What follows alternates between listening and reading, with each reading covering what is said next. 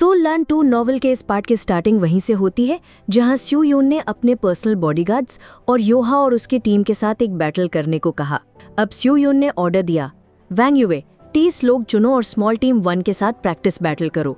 Blades sheet से बाहर नहीं निकलेंगी, किसी को चोट नहीं लगनी चाहिए, क्लियर? वैंग युए ने जोर से कहा, अंडरस्टूड, लेकिन उसके एक्सप्रेशन साफ बता रहे थे कि ये रिक्रूट्स के लिए बिल्कुल भी इजी फाइट नहीं होने वाली। तभी वैंग युए ने जोर से कमांड दी, स्मॉल टीम 1, 2, 3 बाहर आओ, और बॉडीगार्ड्स फॉर्मेशन में रेडी हो गए।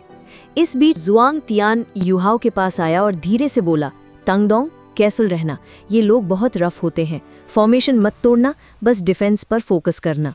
मैं कोशिश करूंगा कमांडर को जल्दी रोकने के लिए। लेकिन युहाओ सुपर काम था, बोला यस सर, फिर हल्की सी मुस्कान देकर विस्पर किया, प्रिंसेस मुझे टारगेट करना चाहती है, चलो देखते हैं। और तभी उसकी जोरदार कमांड गूंजी, स्मॉल टीम 1 3 कदम आगे बढ़ो, फॉर्मेशन 2 रोज में स्प्लिट करो, प्रिपेयर फॉर बैटल। बॉडीगार्ड्स को देखकर रिक्रूट्स थोड़े डर गए थे, लेकिन जैसे ही युहाओ की आवाज गूंजी उन सब के अंदर नया जोश आ गया। सबने स्टेप आगे बढ़ाए, चिन्स उठाए और स्पीयर्स को रेडी कर लिया। स्यू यून ने हाथ हिलाया और कहा, बिगिन। बॉडीगार्ड्स लीडर वैंग युए खुद आगे आया और मॉकिंग टोन में बोला, शील्ड्स अप। सारे बॉडीगार्ड्स ने शील्ड्स उठा लिए। नाइव्स अभी शीट में थीं, लेकिन वो भी काफी डेंजरस लग रहे थे। अचानक वैंग युए चिल्लाया, चार्ज, और फिर बॉडीगार्ड्स चीते जैसी स्पीड से रिक्रूट्स पर टूट पड़े। युहाओ ने तुरंत कमांड दी, shields, bow stands, spears, barricade stands. Recruits ने शील्ड्स को फ्रंट पे लॉक कर दिया और स्पीयर्स को डायगोनली ग्राउंड में फिक्स कर दिया, जैसे कैवलरी चार्ज रोकते हैं। वैंग युए थोड़ी देर के लिए शॉक हुआ, लेकिन फिर चिल्लाया, स्लो डाउन, ब्लेड्स निकालो और स्लैश करो। बॉडीगार्ड्स 10 मीटर दूर थे और उन्होंने तुरंत ब्लेड्स निकालनी, लेकिन तभी युहाओ ने रोर किया, फुल स्पीड चार्ज। रिक्रूट्स आगे की तरफ टूट पड़े। युहाओ खुद सबसे आगे स्पीयर लेकर दौड़ा और जानबूझकर डाई लॉली के साथ शोल्डर टू शोल्डर था। युहाओ ने उसके कान में कुछ विस्पर किया और अचानक डाई लॉली की आंखें चमक उठीं। अगले ही पल डाई लॉली एक्सप्लोसिव स्पीड से सीधा वैंग युए की तरफ भागा। वैंग युए हंसते हुए बोला और अपनी शीप्स ब्लेड जोर से डाई लॉली पर नीचे लाया। जैसे ही वैंग युए ने अपनी ब्लेड युहाओ की तरफ घुमाई, सामने से एक हैवी शील्ड टकराया, तलवार हवा में उड़ गई और अगले ही पल वैंग युए खुद जमीन पर गिर पड़ा, क्योंकि सबसे फास्ट चार्ज किया था डाई लॉली ने और पहला क्लैश उसी का हुआ। रिजल्ट, वैंग युए सीधा हवा में उड़ा। ये सीन देखकर बॉडीगार्ड्स शॉक में रह गए, लेकिन रिक्रूट्स का कॉन्फिडेंस अचानक डबल हो गया। किसी भी क्लोज कॉम्बैट में मोराल बहुत मैटर करता है, और अब रिक्रूट्स का मोराल आसमान छू रहा था। रिक्रूट्स पूरी ताकत से धक्का दे रहे थे और एलीट बॉडीगार्ड्स धीरे धीरे पीछे हटने लगे। रिक्रूट्स की फॉर्मेशन थी डबल लेयर्ड, जबकि बॉडीगार्ड्स सिंगल लाइन में खड़े थे। नॉर्मली वैंग युए सोचता था बॉडीगार्ड्स आसानी से क्रश कर देंगे, लेकिन युहाओ की स्मार्ट कमांड ने पूरा खेल पलट दिया।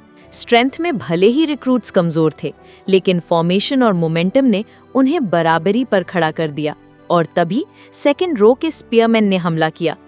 बॉडीगार्ड्स तितर बितर होने लगे। फ्लैंक्स से घुसने की कोशिश की बॉडीगार्ड्स ने, लेकिन वहां खड़ा था युहाओ। उसने स्पीयर का ब्लंट एंड घुमाया और एक गार्ड को हवा में उड़ा दिया। उसकी फुटवर्क इतनी तेज थी कि बॉडीगार्ड्स किनारे से घुस ही नहीं पाए। उधर डाई लॉली बाघ की तरह टूट पड़ा। उसके शील्ड के सामने आते ही गार्ड्स एक एक करके जमीन पर गिरते गए। युहाओ ने फ्लैंक्स रोक रखे थे और डाई लॉली लगातार सपोर्ट दे रहा था। टीम वर्क लाजवाब थी। अब नंबर्स एडवांटेज रिक्रूट्स के पास था। हाफ से ज्यादा बॉडीगार्ड्स पहले ही गिर चुके थे। कॉन्फिडेंस अब पीक पर था। जुआंग तियान शॉक में था। उसे यकीन ही नहीं हो रहा था कि ये वही रिक्रूट्स हैं जो कुछ ही दिनों में बॉडीगार्ड्स को दबा रहे हैं। शीशुआ बस इतना बोल पाया, ये सच में जीत गए। और सच में फाइट खत्म हो चुकी थी। आखिरी बॉडीगार्ड भी गिर पड़ा। तभी युहाओ की गुस्से से भरी आवाज गूंजी, स्मॉल टीम 1 का लीडर और वाइस लीडर आगे आओ। डाई लॉली हक्का बक्का रह गया, क्योंकि उसने सबसे ज्यादा गार्ड्स गिराए थे और अपनी ताकत छिपाई भी नहीं थी। युहाओ ने तो नॉर्मल फाइट की थी, लेकिन डाई लॉली, उसकी परफॉर्मेंस पूरी तरह अलग लेवल की थी। असल में युहाओ ने उसे पहले ही भड़काया था, क्योंकि उसने डाई लॉली को विस्पर किया था, बॉडीगार्ड्स का लीडर तुम्हारा राइवल इन लव है, और भाई राइवल सामने हो तो डाई लॉली शांत कैसे रहता। जुआंग ने गुस्से से कहा, तुम दोनों मिलकर ड्रामा कर रहे हो ना। डाई लॉली घबरा गया, क्या? नहीं, हम तो एक दूसरे को जानते तक नहीं। लेकिन जुआंग को यकीन नहीं हुआ। वो बोली, अगर पहले नहीं जानते थे तो इतनी परफेक्ट टीम वर्क कैसे हो सकती है? कल ही उसने तुम्हें पीटा था और आज तुम दोनों ऐसे लड़ रहे हो जैसे सालों से प्रैक्टिस कर रहे हो। यूहाओ कामली बोला, ये सब डिस्कस करने की जगह नहीं है, हम मिलिट्री ड्रिल ग्राउंड पर हैं, सब हमें देख रहे हैं। जुआंग को एहसास हुआ कि वो सबके सामने एक्सपोज हो रही है। वो तुरंत घोड़े पर चढ़ी और बोली, तुम दोनों मेरे पीछे आओ। डाइलोली गुस्से से यूहाओ को घूरते हुए बोला, देखा तूने मेरे लिए कितनी बड़ी प्रॉब्लम खड़ी कर दी। यूहाओ मासूमियत से बोला, तो तू भी मेरे लिए प्रॉब्लम खड़ी कर। तूने सोल पावर एक साथ 3 रैंक्स बढ़ा ली, मुझे भी कुछ ऐसा चाहिए। डाइलोली बस चुप हो गया और फिर दोनों जुआंग के पीछे दौड़ पड़े। रास्ते में डाइलोली ने पूछा, सच सच बता, क्या तुझे मेरे फादर ने भेजा है? यूहाओ बोला, ऑफ कोर्स नॉट, मुझे तुम्हारे पिता बिल्कुल पसंद नहीं। डाइलोली शॉक, क्या? वो तो नेशनल हीरो हैं। लेकिन यूहाओ चुप रहा। अब डाइलोली परेशान, यूना ने मुझे गलत समझ लिया, अब क्या करूं? यूहाओ बोला, अभी कुछ भी एक्सप्लेन करने का फायदा नहीं है, वो सोचेगी तू झूठ बोल रहा है, इसलिए सिर्फ एक तरीका है। उसने विस्पर किया। सुनकर डाइलोली की आंखें फैल गई। क्या? अगर ये फेल हुआ तो मैं मर जाऊंगा? यूहाओ बोला, तेरी मर्जी, मानना है तो मान, नहीं तो छोड़ दे। आखिर दोनों जुआंग तक पहुंचे। यूहाओ ने डाइलोली की पीठ थपथपाई और डाइलोली ने प्लान शुरू किया। उसने काम एक्सप्रेशन रखा और अचानक अपनी शर्ट उतार दी। जुआंग चीख पड़ी और आंखें ढक लीं, लेकिन अगले ही पल उसने उंगलियों के बीच से झांका और देखते ही शॉक रह गई। डाइलोली का पूरा बॉडी जख्मी था, कुछ वुंड्स हील हो चुके थे, लेकिन कई से खून अभी भी बह रहा था। पूरा शरीर पेन और सफरिंग से भरा हुआ था। डाइलोली ने ठंडी आवाज में कहा, अगर तुम्हें लगता है मैं सिंपैथी के लिए खुद को चोट पहुंचा रहा हूं तो यही सही। मैं आज यहाँ खड़ा हूँ सिर्फ अपने मार्शल आर्ट की वजह से, बाकी तुम जो मानना चाहो मानो। ये कहकर उसने शर्ट पहनी और रिक्रूट्स की तरफ लौट गया। जुआंग उसे रोकना चाहती थी, लेकिन इस बार डाइलोली नहीं रुका। हु यूहाओ ने धीरे से बोला, तुमने सच में उसके दिल को चोट पहुंचाई है। स्यूयन तुरंत गुस्से से पलटी, मैंने उसके दिल को हर्ट किया? और मेरा दिल, मेरा क्या? यूहाओ काम टोन में बोला, प्रिंसेस, तुम्हारा आना ही अनएक्सपेक्टेड था। अगर तुम थोड़ा कामली सोचो तो साफ समझ आ जाएगा कि मैं कोई स्पाई नहीं हूँ। और सुन लो, मेरा उससे कोई कनेक्शन नहीं, बल्कि मैं उसे नापसंद करता हूँ। जहाँ तक लोली की बात है, मुझे लगा उसके मार्शल सोल में बहुत पोटेंशियल छिपा है, इसलिए मैंने हेल्प की। अब एक सवाल पूछता हूँ तुमसे।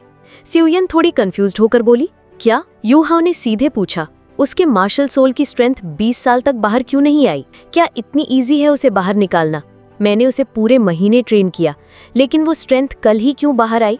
कभी सोचा है? फिर यूहाओ ने टोन सीरियस कर दी, और सुन लो, मेरी आइडेंटिटी रिवील करने की कोशिश मत करना, वरना मैं ये जगह छोड़ दूंगा। मैं यहाँ आर्मी ज्वाइन करने आया हूँ सिर्फ एक रीजन से, अपना एम्पायर बचाने के लिए। बाकी मुझे बस एक इंडिपेंडेंट सोल मास्टर मान लो। इतना कहकर यूहाओ पलट गया। उसने स्यूयन को और एक्सप्लेन करने का एक भी चांस नहीं दिया। स्यूयन वहीं खड़ी रह गई, चुप।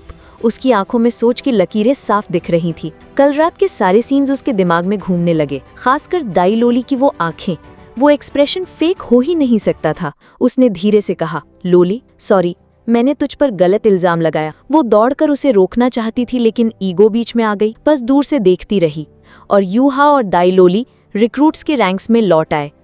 जैसे ही दोनों वापस रिक्रूट्स में पहुंचे, बाकी सारे सोल्जर्स और लीडर्स की नजरें बदल चुकी थीं।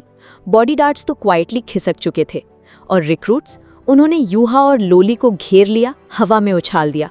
अब ये दोनों उनके लिए हीरोज बन चुके थे। लेकिन तभी यूहाओ के दिल में एक अजीब एंग्जाइटी छा गई, जैसे पूरा वर्ल्ड अचानक ब्लैक एंड व्हाइट हो गया हो। एक डर की लहर उसके बॉडी से सोल तक पहुंच गई। ये डर किसी इंसान से नहीं, बल्कि किसी डार्क फोर्स से था, जैसे पूरा स्पेस ही उस पर दबाव डाल रहा हो। यूहाओ का चेहरा एकदम पेल पड़ गया। उसका दिल चीख उठा, कुछ बहुत बड़ा होने वाला है। और तभी आसमान में होराइजन की तरफ एक तेज लाइट चमकी, इतनी ब्राइट कि रिक्रूट्स की मस्ती तुरंत रुक गई। सब उसी डायरेक्शन में देखने लगे। वहां एक विशाल इनकैंडेसेंट स्फीयर फैल रहा था। कमजोर रिक्रूट्स तो वहीं गिर पड़े। जोंगतियान कांपते हुए बोला, ये नॉर्थ वेस्टर्न फील्ड आर्मी की साइड है।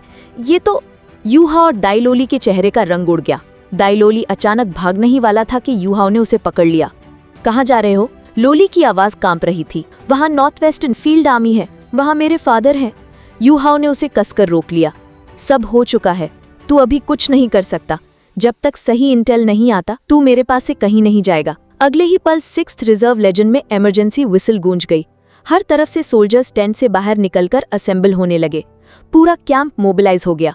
ऑर्डर आया, सब तैयार हो जाओ बैटल के लिए, रिक्रूट्स भी। स्यूयन अपने बटालियन के सामने खड़ी थी। उसका चेहरा गुस्से से काला पड़ा हुआ था। उसने यूहा और दाइलोली को देखते ही बुलाया, तंगडोंग, दाइलोली, आगे आओ। दोनों ने सल्यूट किया। स्यूयन ने लो वॉइस में कहा, अब से तुम दोनों मेरे बॉडीगार्ड्स हो। रैंक वही रहेगा, प्राइवेट फर्स्ट क्लास, पीछे खड़े रहो। उसने आगे कमांड दी, सब लोग अपने बंक्स पर जाओ, सामान पैक करो और ड्रिल ग्राउंड पर वापस असेंबल होना। यहीं रुककर आगे के ऑर्डर्स का इंतजार करना। सोल्जर्स लौट गए, लेकिन उसने यूहा और लोली को वहीं रोक लिया। फिर टीथ ग्रिट करते हुए बोली, सन मून एम्पायर, ये जरूर उनकी चाल है। लोली ने गहरी आवाज में कहा, उन्होंने बिना वॉर डिक्लेयर किए इन्वेजन शुरू कर दिया, वो भी सोल टूल्स के साथ। मुझे डर है फ्रंट लाइन्स पर मेरे फादर। स्यूयन ने बीच में काट दिया, व्हाइट टाइगर ड्यूक टाइटल डोलुए हैं, वो ठीक रहेंगे। लेकिन उस एक्सप्लोजन से साफ लग रहा है high class soul tools use हुए हैं। बस दुआ है कि हमारी आर्मी को बहुत बड़ा नुकसान ना हुआ हो। यूहाव सब सुनकर सीरियस हो गया। उसे साफ पता चल गया था ये blast class 9 stationary soul cannon shells का था, और एक नहीं, कई एक साथ। सन मून एम्पायर ने आधे साल की तैयारी की थी और अब इन्वेजन शुरू हो चुका था, वो भी यूहाव की कैलकुलेशन से पूरे 6 महीने पहले।